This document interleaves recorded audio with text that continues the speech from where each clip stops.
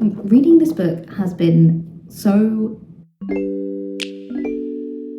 Hello there, and welcome to my channel, or welcome back. My name is Priyanka, or PM in writing or on stage, because I am a spoken word poet, aspiring author, and bookish content creator on here, and Bookstagram, and BookTok. And honestly, if you haven't checked out my BookTok yet, you are missing out.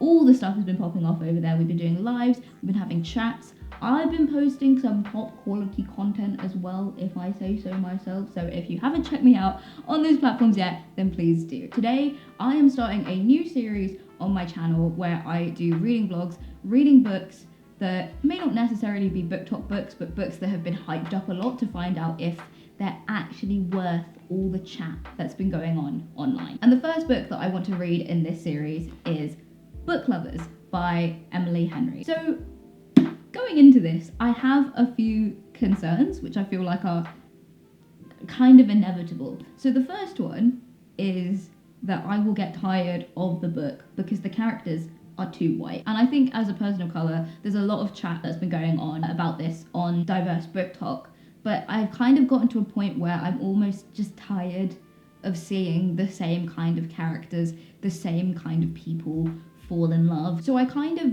am hoping to go into this looking for something that's a little bit different, because that's what I have heard online and from people at work. My second concern is that this book will play into a lot of tropes, because I had to read a little bit of an extract for our international newsletter that I put out, and I know the start of the book begins with the main character discussing romance tropes, and if that's a theme throughout the book, then I just kind of am hoping that it's done in a way where, quite frankly, it's not cringy. And I think my third and final concern is just that I will end up not finishing it. I don't know.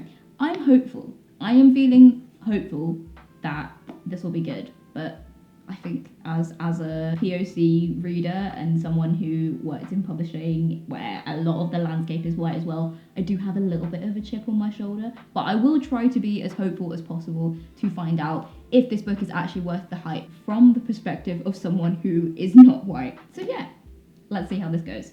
So it is the evening after work and I am just about to start... That was the wrong way. That is the upside down.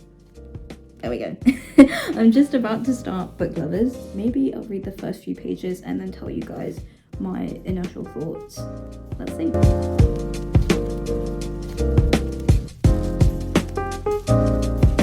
So I'm about 25 pages in and I'm finished the first chapter, and I have quite mixed thoughts. So I think Emily Henry's voice so far, despite her kind of comparisons to tropes, is quite normal. It feels quite similar to any kind of romance novel that I've read before. The guy who I assume will be the love interest, Charlie, was introduced. He gives me slightly like Adam from the Love Hypothesis vibes, so we'll see how that goes. And yeah, Nora seems like an interesting character. There were a few lines that I liked, but I am getting slight like white woman vibes, and I don't know if I'll be able to put up with it. Hopefully I will. We'll see. We'll see. Hello friends, so it's just after work. I am going to get started on reading chapter 2, maybe more, of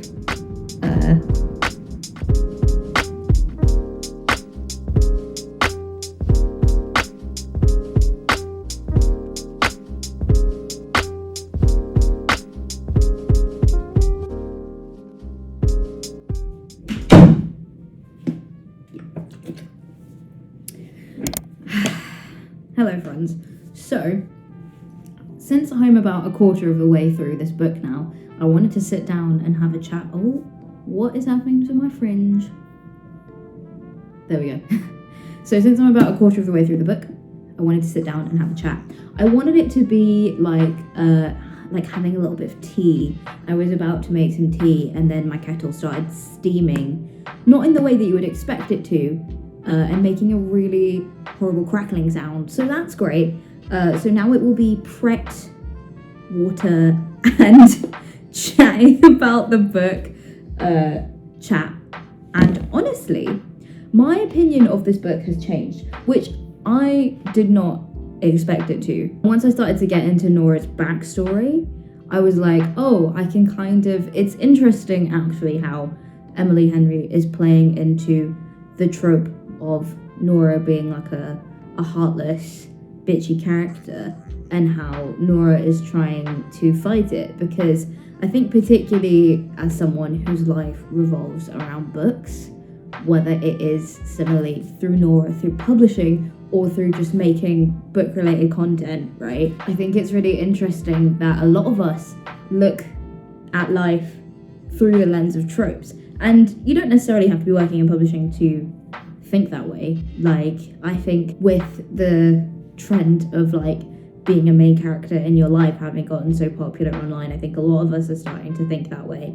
But I think Lena Norm's the queen. I literally think I've quoted Lena Norms in almost every video I've made.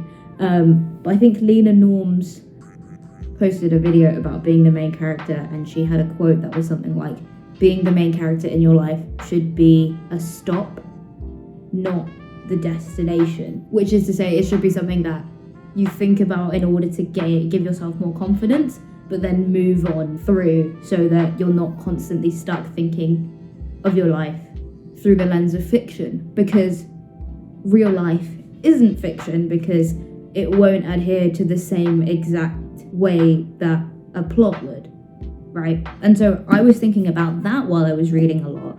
There was also a quote that made me feel like, oh, this is a bit meta. There's some layers to this, right? Which is, for context, Nora is a literary agent, and she has been sent a manuscript by one of her clients, so one of her authors, and she started reading it, and she doesn't like the main character in the manuscript because she feels like the main character is a heartless bitch trope, and she's like, I don't, like, has that author written that character based on me? I don't want to be like that. So then Charlie, who I believe is the love interest, says, but more importantly, Nora, don't you think you're judging this character a little too harshly? It's 10 pages. And I was like, maybe that's me with this book. So I decided that was kind of the point actually where I was like, maybe Charlie is speaking to me. Maybe I shouldn't judge this book too harshly and try and give it a try. And actually I am really enjoying it now. I think the more layers that kind of get added onto this, the more I am enjoying it and seeing it less as kind of like a cringy white woman book. But who knows, my opinion might change again at the halfway mark. Hello friends, it has been an incredibly long and tiring past couple of weeks since I last picked up book covers on the tube. It's just autumn in publishing, and if you know, you know. Obviously, I am not looking or feeling 100%, but a couple weeks ago I reached the end of Book Lovers and I haven't had a chance to pick it up since, but I am excited to read the ending, so I want to try and do that today. I was feeling quite depressed today. I had like a burst of motivation and I was like, you know what, I want to go to the roof. Whenever I film a reading or writing vlog, I feel like even in my last writing vlog, there was a moment where I was like, I'm gonna go to the roof, I'm gonna get these really like nice shots for the vlog, and then of course it didn't happen because I was too depressed. But I was like, you know what, this time I'm gonna make it happen. So I'm gonna get changed so that I don't freeze out on the roof and finish the last little bit of Book Lovers, and then give you my final verdict on whether or not I think Emily Henry is worth the hype. Let's go.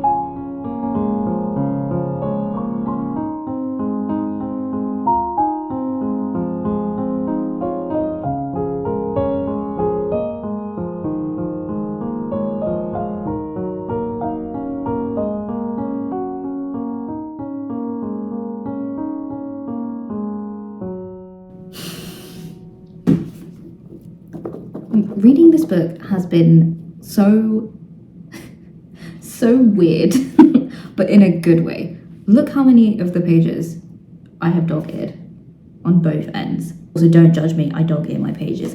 The last line of the book was just so good. No spoilers, I won't tell you what it was, obviously. But considering where the book started and the way the book ended, I was just like, oh, this is so good. The last few pages had me tearing up because I think Nora's character is quite work focused. And I think when you're working in publishing especially, and considering so much of what I do is around books, I can definitely relate to the sentiment of being like, I just want to work all the time because I love books so much. So to see the resolution of her character development was really, like, it hit really close to home for me. So that's why I was tearing up towards the end. But I feel like if nothing else, people should read this book if they want to write romance, which I also do. Like, the reason why I have dog-eared so many of these pages is because Emily Henry's writing is incredibly insightful while still keeping in line with like a romance plot. And it's really interesting the way she constructs the narrative, because there are so many different points at which you can kind of see, you think, oh, I know where this narrative is going. Libby, Nora's sister, has a checklist of things that they need to do. I know that means that they're going to follow everything on that checklist. Oh, this hunky man has come into Nora's life. Let's see what happens with that, because they're definitely going to end up being together. And so I think it's really interesting how she played with the reader's expectations of tropes, almost as well as Nora's. There's so many layers to it, and I love that. And at first I was worried that the tropes would water down the story, because the whole time you'd be comparing the story to the romantic tropes that Emily Henry was including. But I didn't feel that at all. Like, no spoilers, but I'll just read you a little bit. Also, yes, I hold my paperbacks like this. Don't come for me for the way I treat my books, okay? Maybe love shouldn't be built on a foundation of compromises, but maybe it can't exist without them either. Not the kind that forces two people into shapes they don't fit in, but the kind that loosens their grip, always leaves room to grow. Compromises that say, there will be a U-shaped space in my heart, and if your shape changes, I will adapt. No matter where we go, our love will stretch out to hold us, and that makes me feel like everything will be okay. So, if I had to give this book a rating, I would probably give it like 4.9 out of 5. And my only 0.1 is just the fact that there were quite a lot of like times where I was like, oof, there's so many American pop culture references and a lot of references to kind of like 80s or 90s rom-coms. I personally felt like it took me out of the amazing writing and the story, so that was not the vibe for me. But the rest of the story I absolutely loved, and I genuinely am shocked by myself of how much my opinion on this book has changed. So, to answer the question, is book lovers worth the hype? Yes, it is. It absolutely is. There's so much in here that's more than a romance novel, and if you are after a read that is quite emotional, but also is a book about books and about publishing with romance, you will absolutely love this. So thank you guys so much for watching this vlog. Please remember to like and subscribe if you enjoyed this video, and I hope you're having a lovely day, and I will see you in the next video. Also, if you like this video, I think you might like my poetry writing vlog where I tried to write one poem a week which has a similar format to this, and you can watch it here.